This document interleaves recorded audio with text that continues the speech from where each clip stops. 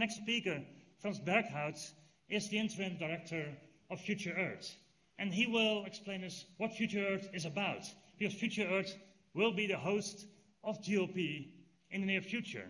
And Frans Berghout is also a professor at King's College in London, and I would characterize him as a real tweener, coming from natural sciences, but having published a lot in social science. So, floor is up to you, Frans, to explain us all about Future Earth.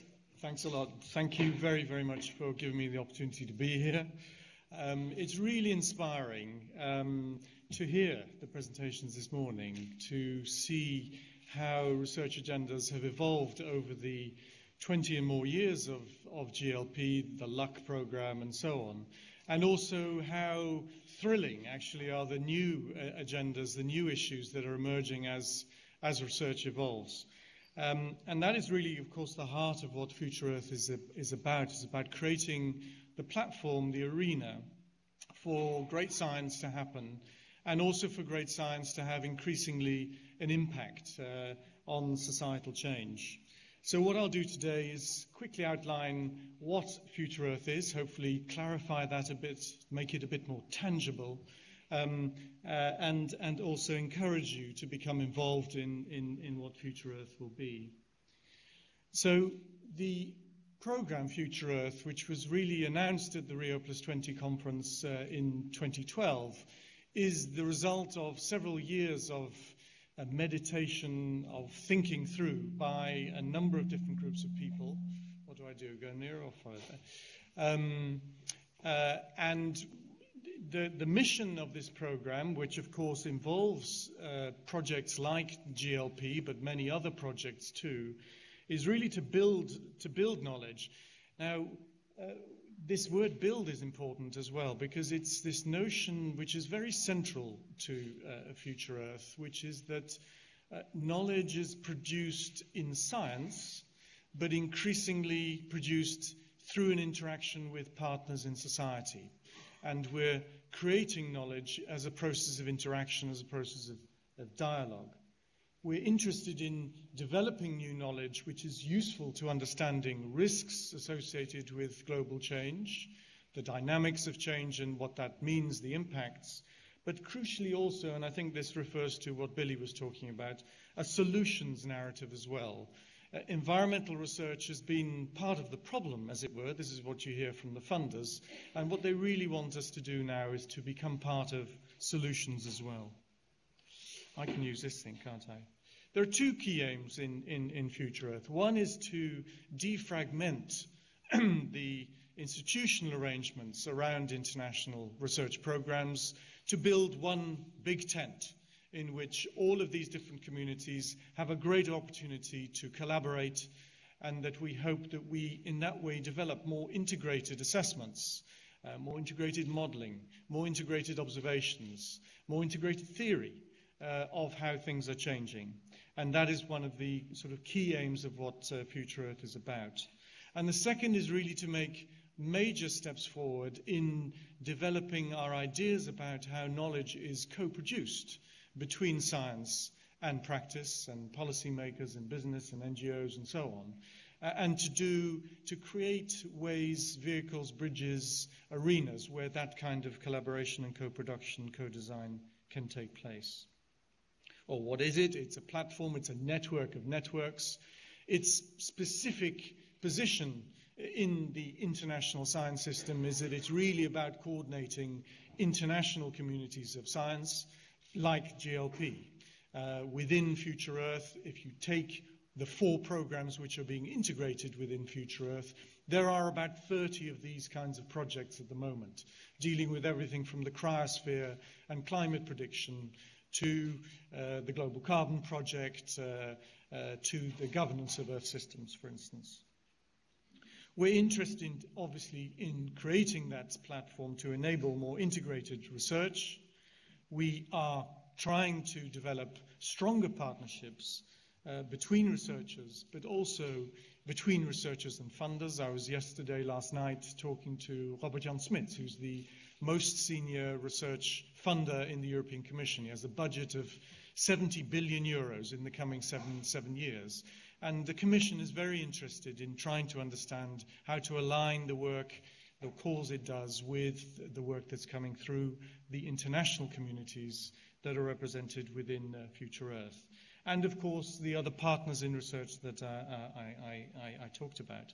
And part of that is doing a lot of communication from science to society, but also in the opposite direction. Why do we need international platforms? And perhaps I'm preaching to the converted, you understand this. But it's very important to articulate these arguments because they're things that people need to be reminded about. Traditionally, countries have collaborated in science because of the cost of infrastructure. The reason why you have CERN is because there's been collaboration over a period of 40 years in building that large accelerator, but that is true for large Earth observation systems, whether that's great ships or satellites as well, and that'll increasingly be a reason for collaborating. The cost of these infrastructures is rising, and that means that countries need to collaborate internationally. The second reason why this program and these kinds of programs have emerged is, of course, a secular trend towards more internationalization within science. People collaborate across national borders is an obvious thing, but also in engagement in the IPCC, IPBES, and so on.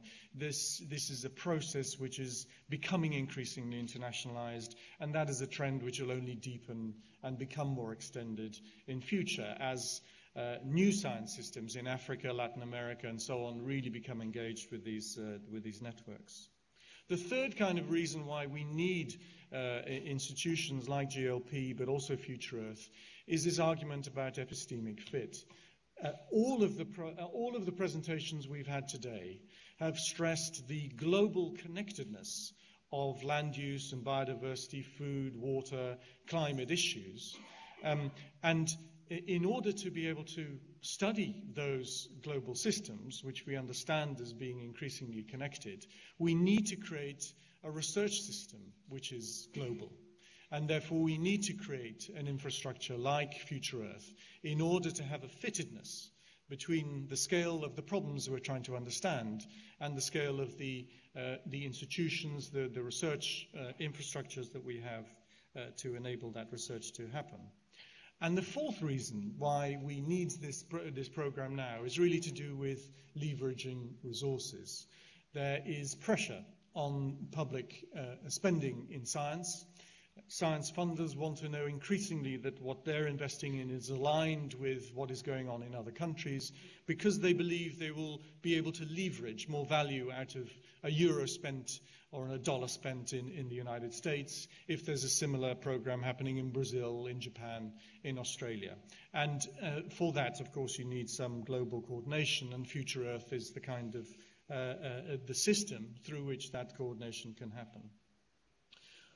Within Future Earth, we stand on the shoulders of giants, and this point has been made already, of course. It brings together a whole series of programs which have a long and distinguished history in doing science, and I won't dwell on that point. The sponsors, I think it's important to say, where does the legitimacy for these programs come from? Originally, it was really primarily from ICSU, the International Council for Science. But the sponsors of Future Earth now include a number of other bodies. Crucially, the funders are involved, the Belmont Forum, which are the major funders of global change research. We're trying to expand that also to include good relationships with development research funders. But we have a whole set of United Nations organizations which are sponsors of this program, the World Meteorological Office, the International Social Science Council as well. So this is the institutional legitimacy that is given, and why, in fact, Future Earth and Future Earth-related research is taken seriously by governments and international organizations and so on. What's the structure? Again, perhaps I don't need to dwell on this too much. You have about 30 projects which will be coming into Future Earth, GLP being one of them. You have a secretariat, and I'm sitting at the moment in the interim secretariat, which is based at the International Council for Science in Paris. There's just 6 of us.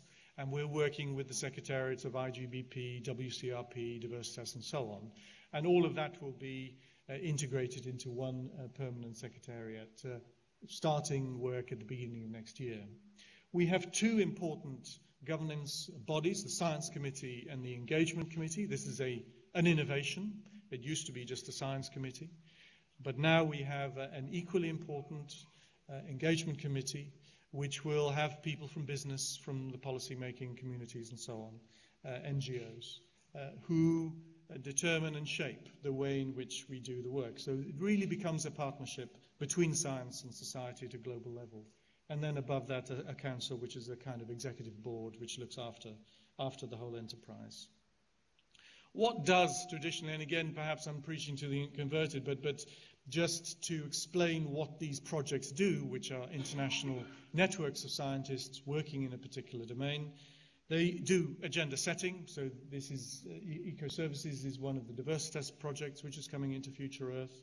And this is a piece of science that's very germane to concerns in this room about land use change and biodiversity. It does science. Many of these projects do science, which is a frontier science in its own right. So you have another project here called PAGES, which is an IGBP project, which has recently published in Nature Geoscience a reconstruction of the past 2,000 years of temperature change, based on a series of coordinated regional studies which used a full range of proxies to do that. And the important finding here was that the medieval warming that we understand is a process was not a global phenomenon, but a regional phenomenon. And a very important result, possible only because there was an international network of scientists who coordinated through these projects to do this science. Thirdly, of course, these projects are engaging policy. The standard engagements we've had in the past have been with the international environmental assessments, the IPCCs and so on. The Earth System Governance Project is doing a new project right now on the governance implications of the new SDGs, the Sustainable Development Goals, for instance. So in this way, we seek through science to influence what is going on at the international political level. And lastly, the kind of functions these projects do is mobilize capacity. So CLIVAR, which is one of the WCRP projects, has been influential in creating the Africa Climate Research Network, which is developing skills and capacities in Africa amongst scientists there to be able to participate fully within the science and assessments that CLIVAR is involved in. Quickly, these are some of the outputs of these WCRP projects, very influential within IPCC, but also IPBES is very much, I think, could be seen as one of the major outcomes of the Diversitas efforts over the last 5 or 8 years. Many of the activities within Diversitas projects have led to IPBES, and there are very many personal relationships here. The new director of IPBES is Anne Larry-Gaudery, who was the executive director of Diversitas, for instance. So we have very strong and personal linkages to that new global assessment. This is again, just to make it very tangible, this is the Science Committee for Future Earth, appointed in the summer of last year. The chair is Mark Stafford Smith, an Australian ecologist. We have, a very interesting range of people. There are 5 social scientists, and the rest are natural scientists from different communities here. And I believe really, I work with these people every day, and a really active and excellent group of people committed to trying to make a difference and do things in a new way. We work with 3 research themes within Future Earth. These are not organizational principles. They're really ways of trying to orient the agendas that we want to develop within the different activities within Future Earth. The Dynamic Earth theme it deals with, of course, change, but not only in natural and biophysical systems, but also in socioeconomic systems. The global development theme is much more to do with stewardship, equity, access and so on, all these kinds of issues that we need to connect to in the global change community, and we're working hard to do that, and there's a huge amount of appetite on that side too to collaborate more. And this new theme, I think, which has become very general, questions about transitions, transformations, becoming part of a sort of active dialogue on what changes are needed to move into pathways towards sustainability, whether that's in a particular industrial sector or around land use change or around the use of specific resources. We also are interested, we're still trying to work out exactly how that will work within the Future Earth framework in a number of cross-cutting issues to do with observation systems, models, and so on. We're in dialogue with the GEOS system, for instance, to see what our particular role will be there. Well, I won't dwell on these themes. I think I've outlined what they are already. We also have an interim engagement committee right now. We are actually in the process of creating the full engagement committee. Just to give you a sense, we have 18 places, and last night I heard the deadline was on Friday, that we've had nearly 300 applications to be part of this engagement committee, which is for us an administrative nightmare, of course, but on the other hand, it does give you a sense that Future Earth is something which is attracting a lot of interest, and a lot of energy is coming into it, also from stakeholder communities. So the world is watching, and that is, on the one hand, a pleasant thing. On the other hand, it puts pressure on us, I think, also to really start doing science which is useful and can have an impact. The current engagement committee is chaired by Bob Watson, who many of you will know, and involves someone from business, someone from the foundations. There's Andy Revkin of the New York Times, the media, Deborah Roberts is a public policy maker, and so on. So these are the kinds of people who will be sitting on the full engagement committee when it's announced in June of this year. Quickly on engagement, because this is one of the new things that we really want to talk about a lot and get science to think about. This is the kind of the standard model.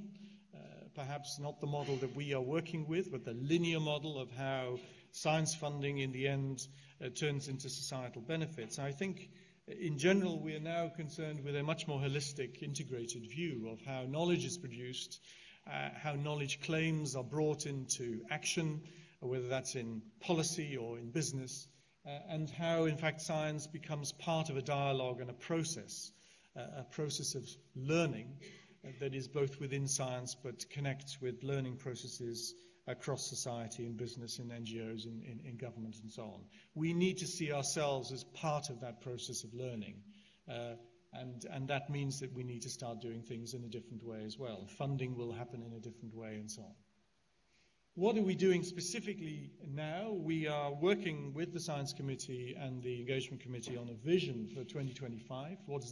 What should we have achieved in 10 years' time as a corporate set of activities, including GLP, or the successor of GLP? Is it going to be called Future Land? Anyway. So that's something which is very interesting to do, to try and see where do we need to be in 10 years' time. I think that's the way we need to be starting to think really quite ambitiously. What do we need to have done, and how do we connect to global societal processes? We're developing this year a strategic research agenda which has been asked for by the Belmont Forum of Funders, and that is, I think, a unique opportunity for science communities to influence funders at the global level, and which will feed down into the way in which programming is done by the big funders, by the NSFs, by the European Commission, by BMBF, and so on. And this is something that will be launched in October of this year. We're organizing launches in Brussels, in Tokyo, and somewhere in the Americas as well.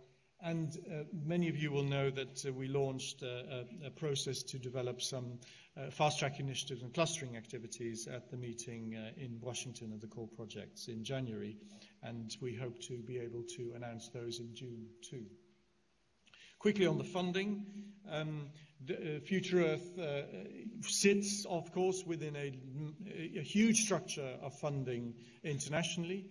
Most of that money, the orange and the yellow, is spent in national systems. We sit at the top, we're the cheap bit, but the very important coordinating bit. And I think gradually, actually, funders are reawakening to that important role for international alignment of science agendas, of doing science at the global level, and that, in fact, there does need to be investment in an international structure, Future Earth and the global change programs, to enable that to happen. Well, why be part of Future Earth? I think we believe that we can offer access to international communities, a platform for collaboration, access to funders and some resources, influence in global policy arenas, and in the end, the legitimacy that enables effective engagement to happen. You can get involved by following Future Earth, attending events like this one, of course, joining an existing project, bringing a new network. We're looking for new initiatives and developing a new initiative. So with that, I think I'll conclude. Thank you very much indeed.